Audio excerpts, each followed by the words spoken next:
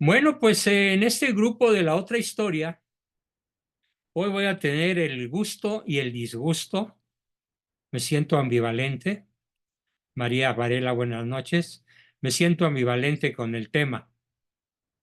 Ambivalente quiere decir que al mismo tiempo que me atrae hablar de ese tema, al mismo tiempo me repugna. Pero definitivamente creo que es muy importante, dentro de nuestro taller de la otra historia, aclarar algunos conceptos fundamentales relacionados con el Día de la Mujer, celebrado a escala internacional y donde particularmente en países como México y algunos otros por ahí, e incluso europeos, las feminazis, como algunos les llamamos, aprovechan el día principalmente para promover el aborto. No se vayan con la finta de que estas mujeres están buscando igualdad de derechos y que los hombres dejen de matarlas, porque además, para empezar, por cada feminicidio hay 3 masculinicidios,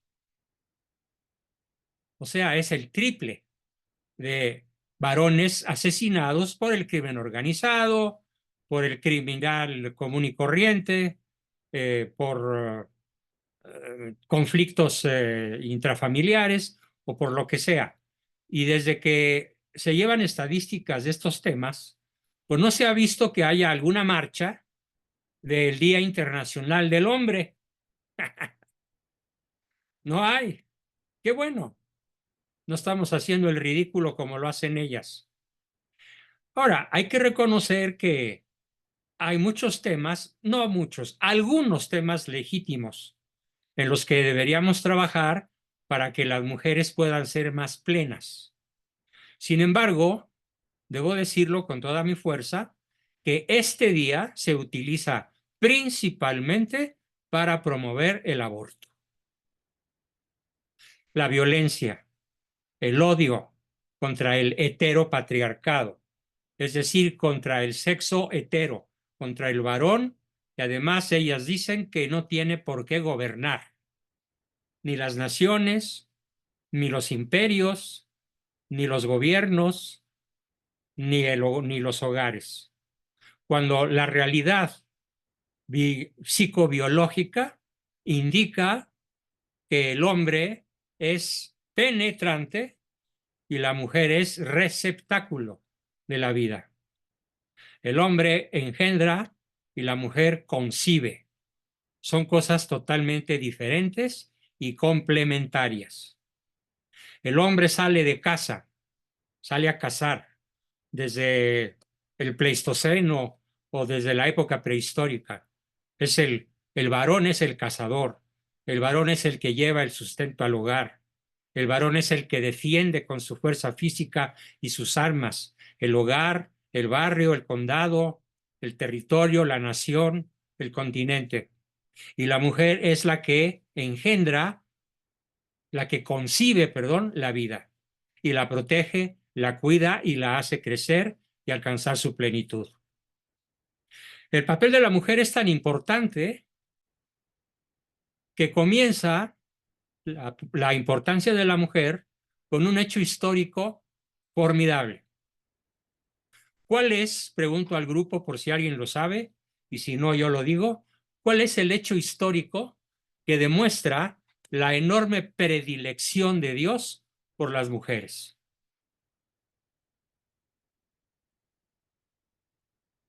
La que quiera contestar, prenda su micrófono y dígalo. María, sí, la Santísima Virgen, ¿Pero por qué? porque fue engendrada su vientre purísimo por el Espíritu Santo, de ahí tomó humanidad nuestro Señor Jesucristo. Excelente respuesta, muy bien. La mujer es tan importante que hasta Dios se quiso conseguir una Sí. y la creó purísima, sin pecado original, para que concibiera a la segunda persona de nuestra Santísima Trinidad. Sería muy largo enumerar todas las ventajas que representa para la mujer el catolicismo. Ninguna fe, ninguna creencia, ninguna corriente ideológica ha sido tan defensora de la mujer como la Iglesia Católica. Ninguna. Es más, en los países principalmente protestantes, no católicos, la mujer suele sufrir gravísimas injusticias. Incluso en los países industrial, militar y económicamente desarrollados. Ya hablaremos de eso. Entonces, vamos a comenzar por explicar algunos datos históricos interesantes. Por ejemplo, en 1977, las Naciones Unidas reconocieron el 8 de marzo para conmemorar el Día Internacional de la Mujer. Se tomaron en cuenta algunos derechos de la mujer, como el derecho al voto, de acuerdo. Otros derechos, mujeres solidarizándose con lo que estudiantes, obreros y trabajadores del campo varones, un trabajo justamente remunerado, correcto, horarios laborales dignos, con el triple 8, 8 sueño, 8 descanso, 8 trabajo, o dicho de otra manera, 8 horas de trabajo por 8 horas de descanso, por 8 horas de recreación. Son derechos justos, pero no son derechos femeninos.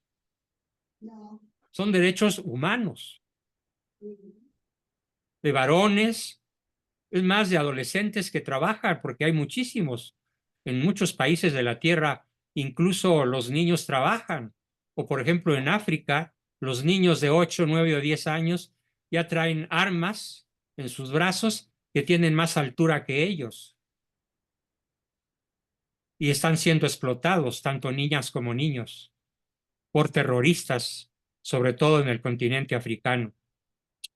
Pero hay que explicar que los datos son muy confusos y que incluso se contraponen. Las feministas hablan de movimientos que no existieron.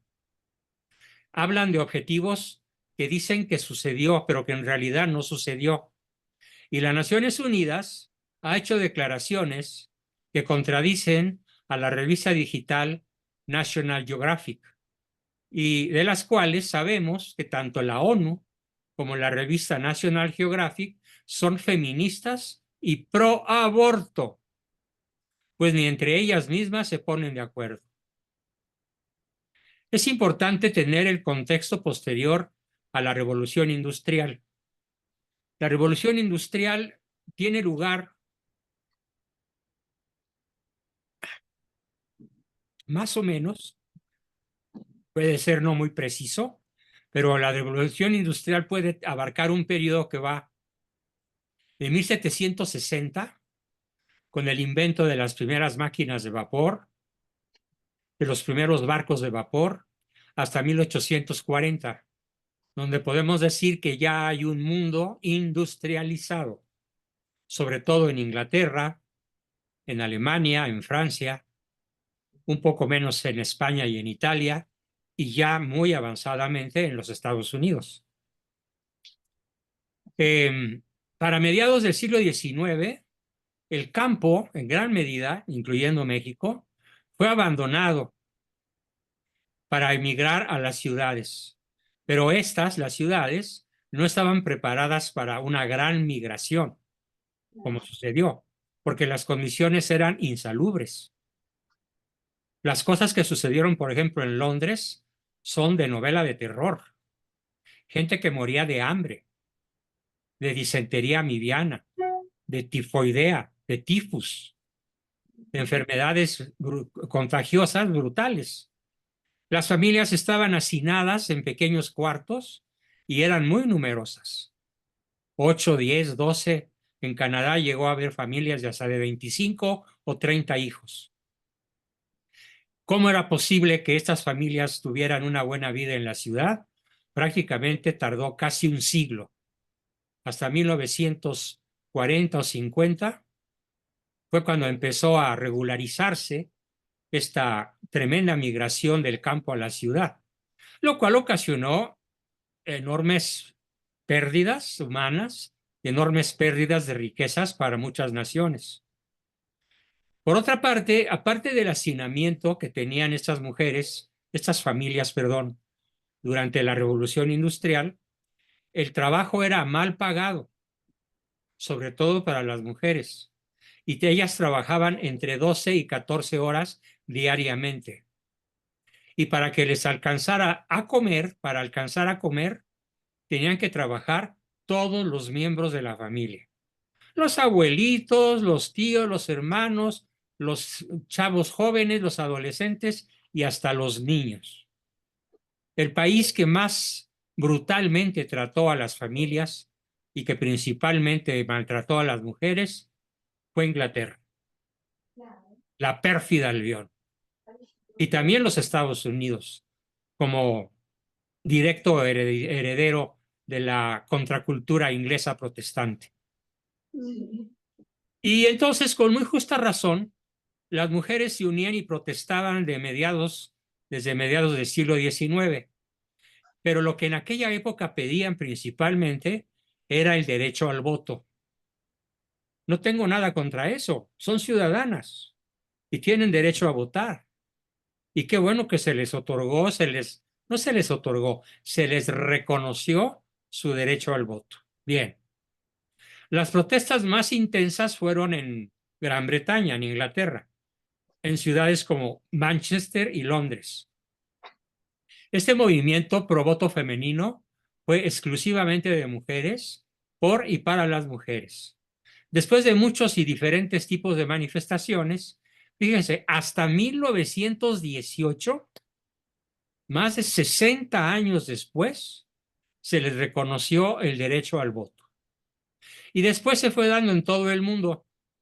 Se adelantó a Nueva Zelanda en 1893, otros países lo hicieron antes de 1918, como Australia, Finlandia, Noruega, Dinamarca, Islandia, Canadá, Rusia, Estonia y Armenia, a principios del siglo XX.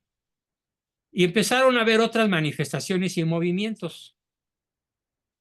Pero poco a poco todo esto fue derivando a principios del siglo XX por las mismas razones que lo hacían los hombres. Y entonces los objetivos se confundían con los objetivos varoniles. Según algunas fuentes que he consultado, a mediados del siglo XIX y principios del XX, tanto hombres como mujeres exigían el derecho al voto y un salario remunerador.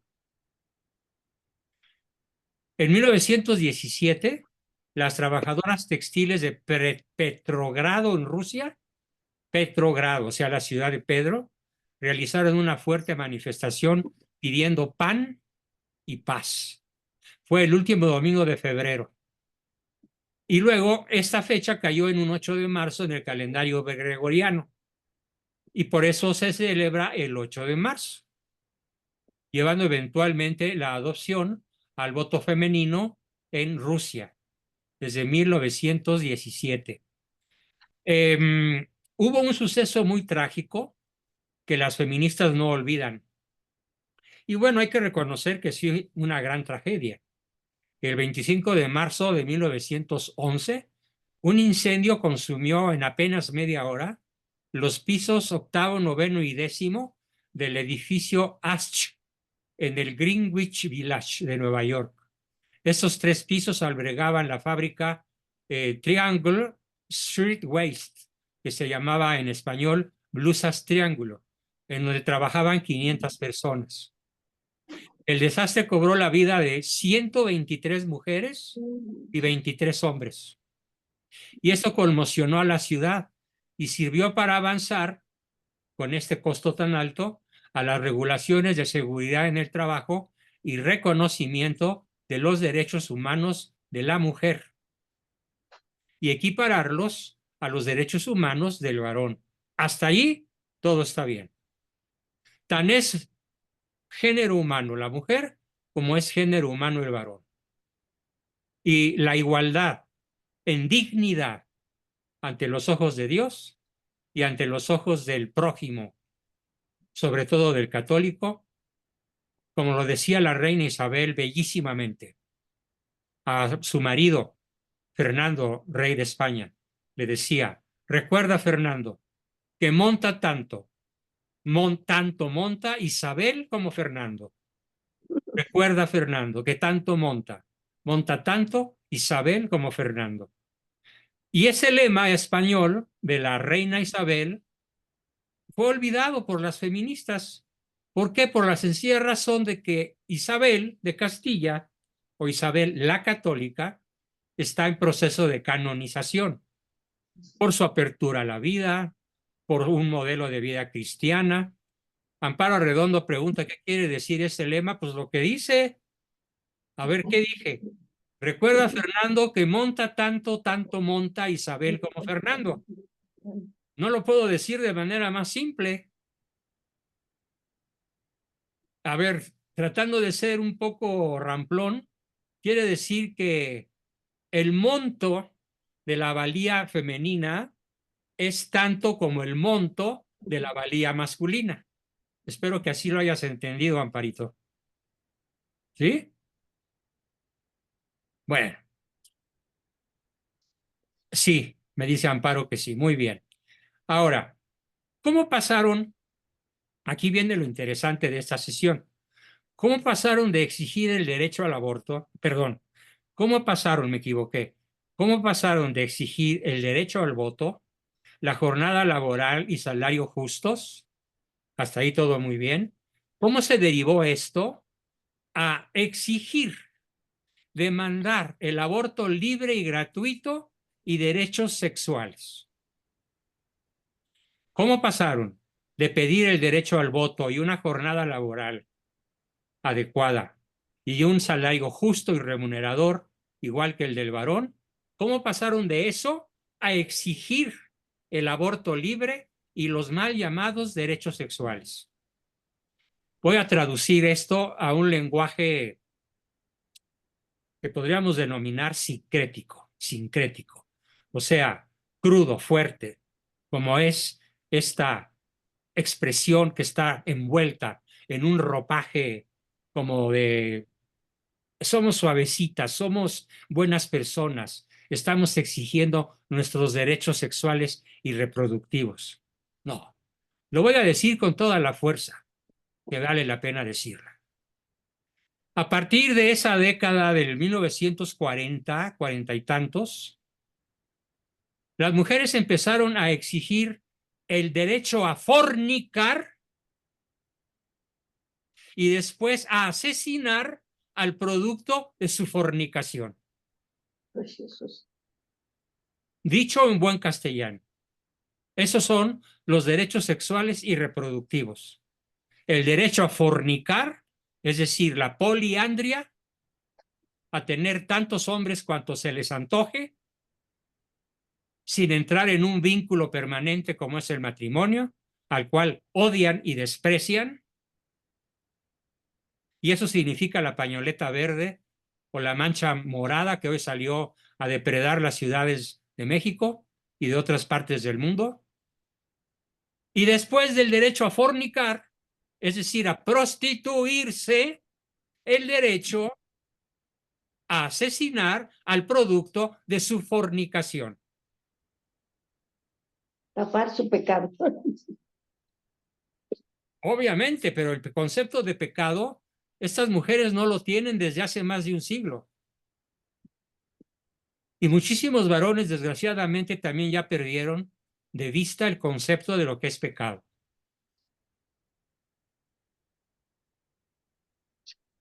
Tan solo hay que observar lo que se realiza para promover el aborto durante un día como hoy.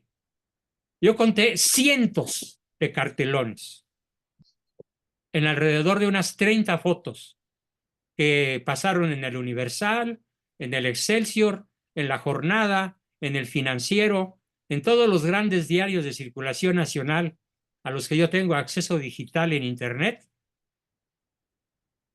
Una cantidad terrible de pancartas exigiendo los derechos sexuales y reproductivos que quieren decir lo que acabo de explicar.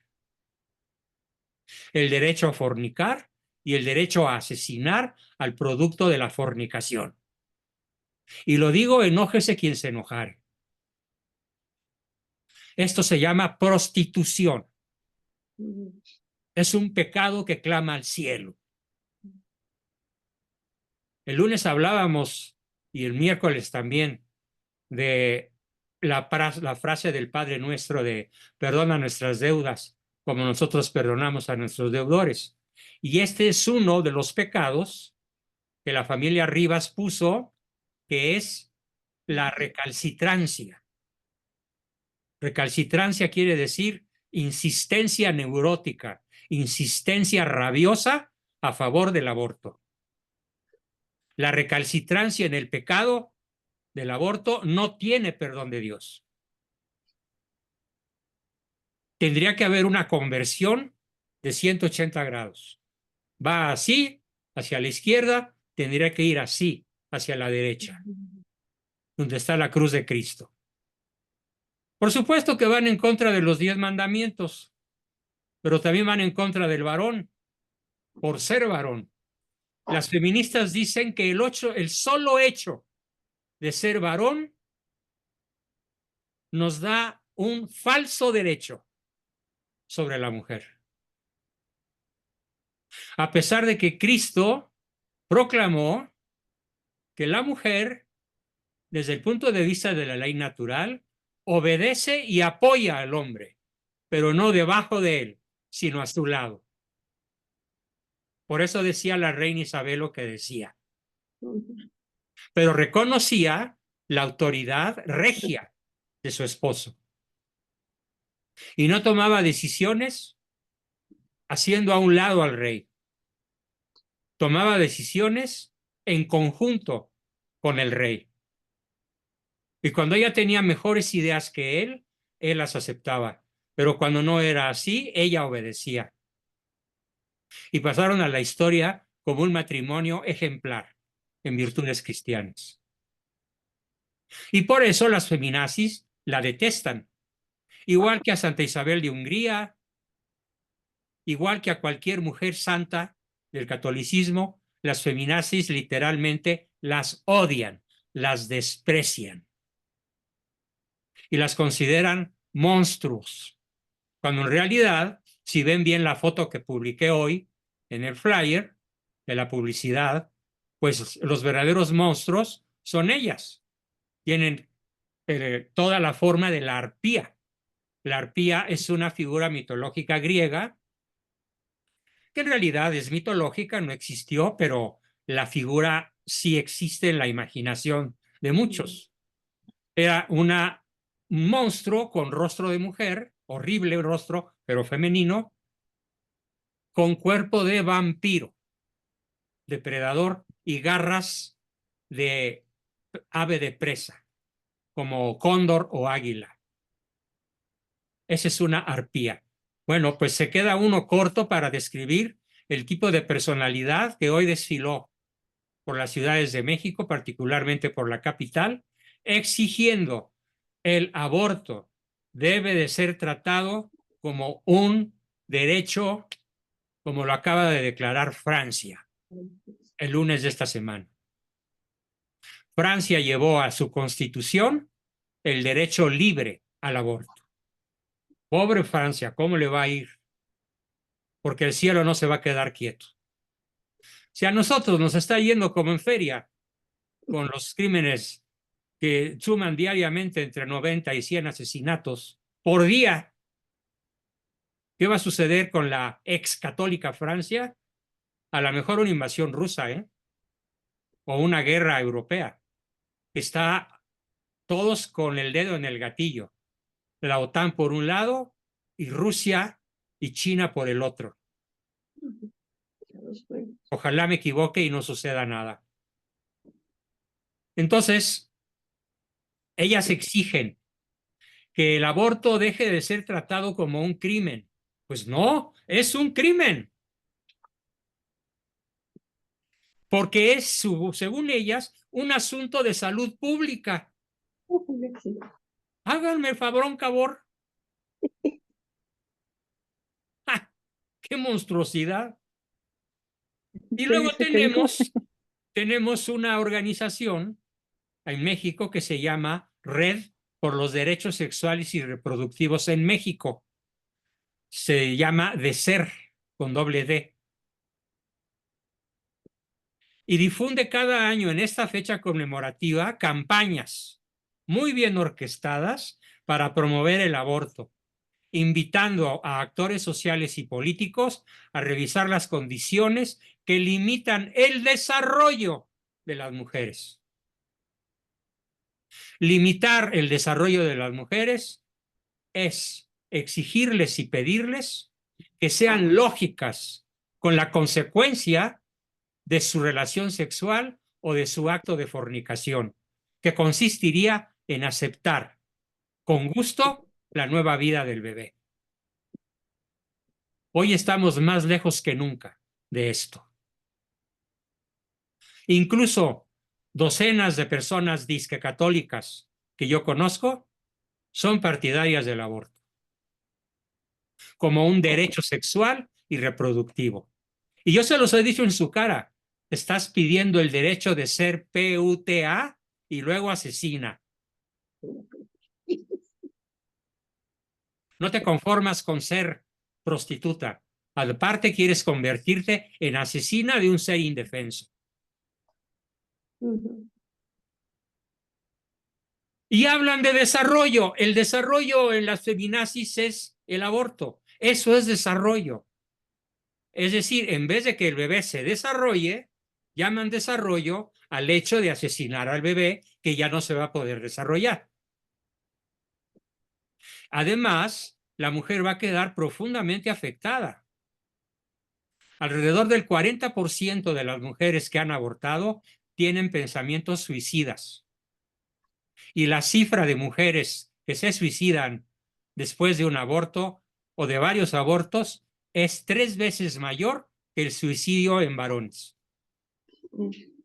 según estadísticas de la ONU a escala global.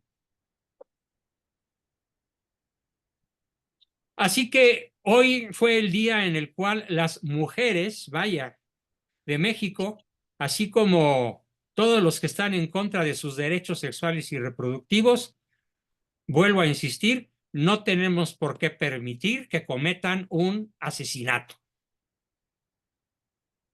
Un aborto no espontáneo, un aborto inducido en cualquier época del embarazo es un simple asesinato con premeditación, alevosía y ventaja contra un ser absolutamente indefenso. Y bueno, pues ahora tenemos en marcha en México y en casi todos los países de la Tierra procesos de despenalización. Aquí quiero hilar muy fino. A ver, yo estoy de acuerdo con algo, que a la mujer que se le sorprenda en un aborto no tiene por qué ir a la cárcel. ¿Por qué? Porque no es un castigo lógico. El castigo, para que sea justo, tiene que ser lógico. No se puede privar de la libertad a una persona del sexo femenino que probablemente tiene pareja, que probablemente tiene otros hijos, que probablemente se arrepienta, criminalizándola con la cárcel. Hasta ahí estoy de acuerdo. Pero esto no significa que el aborto deba de ser despenalizado. Estoy de acuerdo en que no sea motivo de cárcel, pero estoy de acuerdo en que tiene que ser motivo de una pena grave, social, pagadera por la asesina, en forma de trabajo social, en forma de trabajo no remunerado, en forma de un servicio social extenso para reparar el mal que hizo, que además nunca podrá repararlo, porque nunca podrá resucitar al bebé abortado. Entonces, contra la despenalización, claro que estoy. Contra la criminalización carcelaria, estoy en desacuerdo, porque no es algo lógico, no es algo justo. ¿Por qué no se operarán mejor No, bueno, a ver, pues por la sencilla razón de que una operación es contra la moral cristiana. Pero no No tiene se que puede, es pecado. Tanto la vasectomía como la esterilización de la mujer son pecados muy graves. Contra naturaleza. Son pecados contra natura. El único anticonceptivo eficiente que existe es una aspirina. ¿Cómo que una aspirina? ¿Sí? La colocas entre tus dos rodillas, la aprietas lo más que puedas y no la dejas caer. No hay mejor anticonceptivo que eso. Bueno, bueno. ¡Abstinencia! claro, sí. ¡Abstinencia! A Pero ver, también había, doctor, había, perdone que le interrumpa, había un procedimiento que de un doctor Billis, sí, que sí, y eso cuando sí daba resultados, doctor. claro, Sí. pero ha sido olvidado. El Mm, método Billings consiste en sí. que para tener relaciones sexuales se aprovechan los 20 días de un Ujú, mes de 30 en los sí. cuales la mujer no es fértil. Ujú, Pero si tú estás y ella está muy ardientes en el periodo fértil, ¿quién tiene los tanates? ¿Quién tiene las faldas bien puestas para decir me abstengo? Ya no hay. Prácticamente el concepto de abstinencia sexual se ha sepultado por la pornografía, por el liberalismo, por el abortismo, por los partidos de izquierda, por el socialismo, por el comunismo, etcétera. Debo leerles un artículo que mi padre escribe en este libro que se llama La Revolución Mundial, que espero tener recursos para poder reeditar porque es el último ejemplar que queda. Hay que mm, escanearlo, hay que pasarlo a Word, hay que... Es un trabajo que me puede llevar varios meses. Pero pasé a Word con la ayuda de mi muy querida asistente Yasmín, pasé a Word la contraportada del libro que escribe mi padre para explicar la raíz del aborto. Dice él, lo voy a leer despacio y después me hacen todas las preguntas que quieran sobre lo que ya dije y sobre lo que ahora voy a leerles, que no es mío. Es de don Salvador Abascal Infante, mi señor padre, que me mira desde el cielo. En paz descanse. En paz descanse. Mm, Generalmente se está creyendo que en el mundo y en México ha fracasado el socialismo, que es el más suave de los nombres del comunismo y de la revolución mundial. Se cree generalmente que los cambios que se están efectuando son buenos y de fondo en lo material y en lo espiritual, y que se puede proveer mayores cambios en el mismo sentido favorable. Pero no es así, dice papá. No es así. No hay nada favorable, ni siquiera en las formas más atenuadas de socialismo. Todos los males, y mi padre se refiere a los males espirituales, que son los que en primer término merecen el tal nombre de males, porque afectan directamente a las almas, que se pueden mm, perder, y porque de ellos, de los males espirituales, provienen también los males materiales reales.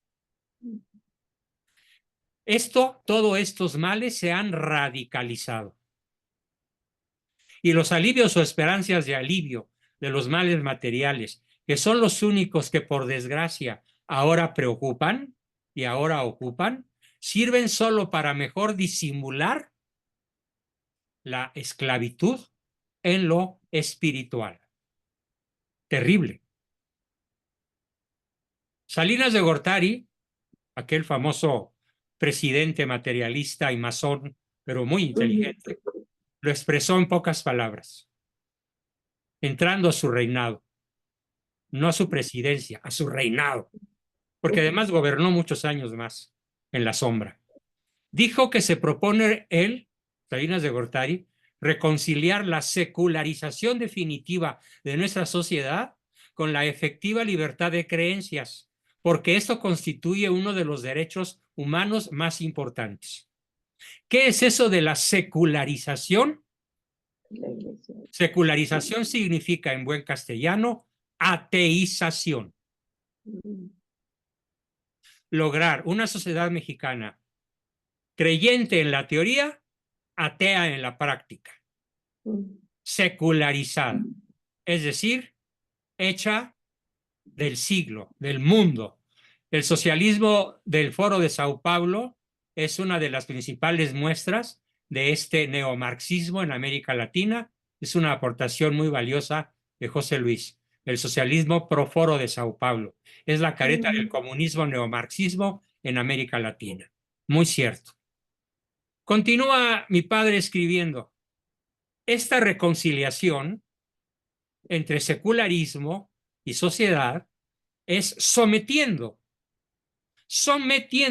las creencias, sobre todo las católicas, a la secularización definitiva de nuestra sociedad. Lo espiritual sujeto a lo temporal. La iglesia sujeta al estado ateo, sin otra regla moral superior al mismo estado ateo. Porque siendo ya de hecho minoritaria y anémica de espíritu la población católica, no se asombren, porque siendo ya de hecho minoritaria y anémica de espíritu la población verdaderamente católica, ya en proceso de secularización, de laicización, de ateización, con todo y su clero, no hay por qué no se le arroje un mendrugo de libertad. Salinas nos arrojó un mendrugo de libertad, porque se confía en que la reducida sociedad semicatólica y el clero, también secularizado ya en su mayor parte, no dejarán de ser absorbidos por una sociedad definitivamente secularizada, ateizada. Secularización y ateización realizada ya conforme al vehemente deseo expresado por Benito Juárez en su discurso del 9 de mayo de 1861 ante su Congreso. 1861. Ahí empieza la secularización de México, con Benito Juárez. El monstruo solo equiparable a malo. Pero que para el régimen, incluyendo a Malo, es su modelo, es su semidios, es su ídolo del narcosistema. Y ciertamente más fuerte que nunca, sigue papá, es ahora el secularismo socializante, ateo y anticristiano, principalmente mediante la escuela oficial materialista, atea y con el sexo como eje de la vida.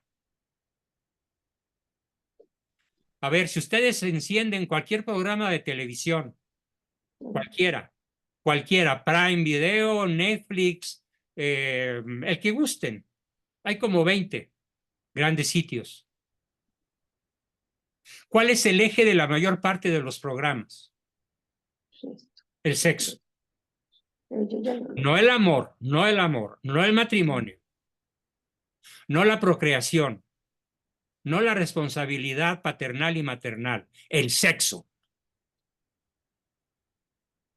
El sexo de la manera a veces ligeramente sugerida, pero la mayor parte de las veces grotescamente exhibida. Tan grotescamente a veces que yo tengo que adelantar con el botón de mi control escenas que me resultan repugnantes por inesperadas. Así que, mediante la escuela oficial materialista atea y con el sexo como eje de la vida, en todos sus grados, más los hospitales del Estado y la satánica rectoría antinatal. Ojo, el Estado mexicano tiene hoy una satánica rectoría antinatal. o sea, la intromisión directa y permanente del mismo Estado totalitario en la vida íntima sexual. Fuertes instituciones que en su conjunción y en nombre de la democracia y con la bandera de la modernidad y del desarrollo constituyen la total estatización de las inteligencias y de las voluntades, remachada por un desalmado terrorismo intrauterino.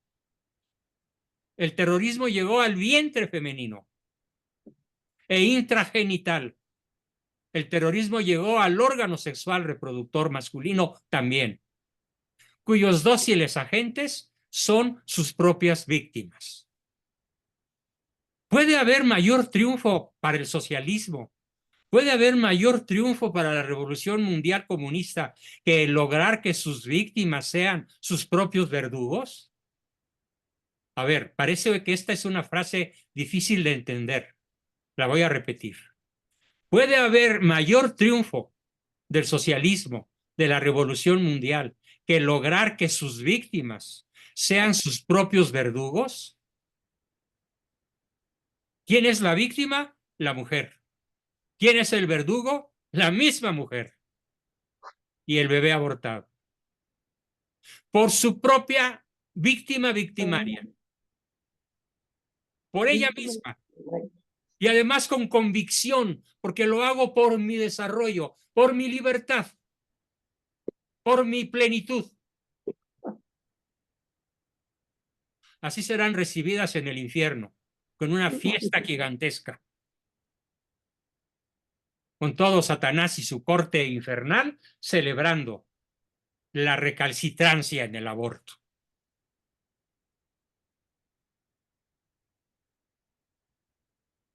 A ver, sigue diciendo papá, esto es un mayor triunfo que el que lograrían Lenin, Stalin y Marx.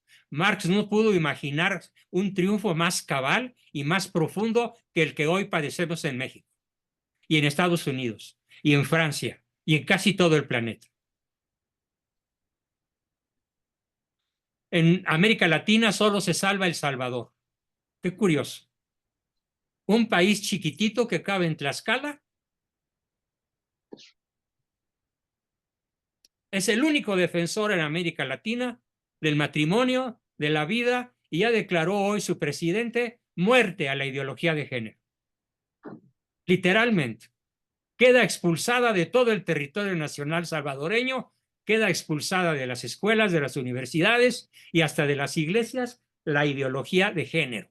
Enójese quien se enojare. Palabra de presidente. En México necesitamos un Bukele, claro que sí, o una Bukele. Y Dios lo va a bendecir más. Por supuesto que sí. Robespierre, el gran asesino francés, Marx, el ideólogo diabólico del comunismo, Lenin, Stalin, Roosevelt, Eisenhower, Truman, todos presidentes yanquis, y todos los presidentes mexicanos desde Juárez para acá, con excepción de los últimos años de Porfirio Díaz, fueron los más conspicuos, los más célebres, los mejores representantes, genocidas, asesinos de masas, de bebés modernos. Biden, doctor. Y todos ellos, por supuesto, han sido superados ampliamente por casi todas las naciones actuales, incluyendo México. Además, al mismo tiempo que se fomenta el traidor hedonismo por la revolución totalitaria, esa misma hace que sus vasallos no se sientan libres en lo económico, porque siempre será ya la situación económica la principal y casi única preocupación de la gente. El dinero. No les preocupa otra cosa a las masas más que el dinero. Y sobre todo el dinero gratis que les da el bulto de Palacio para mantener sus 50 y tantos % de aprobación.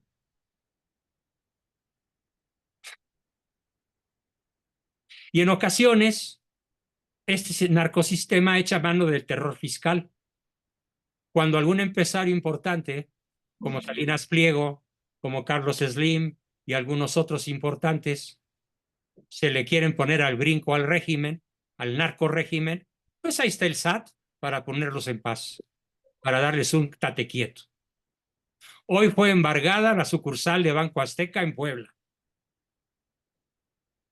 Es el primer zarpazo de malo contra Salinas Pliego. Y va a seguir.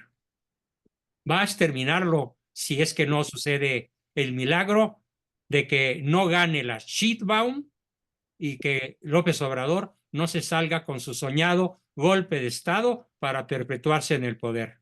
Como nos lo está diciendo Ricardo Alemán en sus 5 artículos publicados en El Universal. Léanlo. Busquen Ricardo Alemán. Yo lo sigo, yo lo sigo Síguelo. en la otra opinión. Ojalá me los compartas para repartírselos a todos. Sí, doctor. Entonces, y ahora la gente se pregunta, ¿pero qué es el pecado? A ver, ¿qué es ese concepto mochilón y tan arcaico? No, no hay pecado. Esto se lo pueden preguntar lo mismo en la Presidencia de la República que en la Comisión Nacional de los Derechos Humanos. Y dirán que no hay pecado, que solo hay ilícitos, que son las transgresiones a las reglas de la revolución, porque no hay pecado, porque la noción de pecado supone la existencia del Dios uno y trino, creador, legislador y remunerador. Dios es uno, aunque sea trino, y es creador, legislador y remunerador.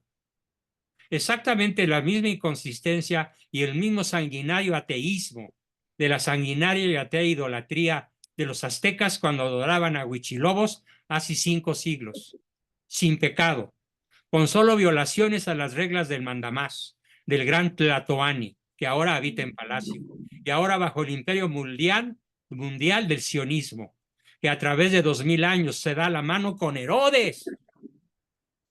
Por eso el libro se llama De Herodes a Bush. Ahora Y que es una guerra peor que cualquier otra guerra, incluyendo las guerras mundiales. Porque el control antinatal mundial ha creado más víctimas inocentes que todas las guerras justas, que todas las guerras juntas que se hayan dado en la Tierra. Ninguna guerra ha sido tan asimétrica, tan absurda, tan desigual como la lucha contra la vida por la mujer que concibió Margaret Sanger desde el siglo pasado. Bien, pues esta es mi exposición de hoy. Como siempre, me excedí un poquito, pero qué bueno, me siento mejor. Y empezamos la sección de preguntas, aportaciones, dudas, comentarios. Adelante. Déjenme pausar y continuar.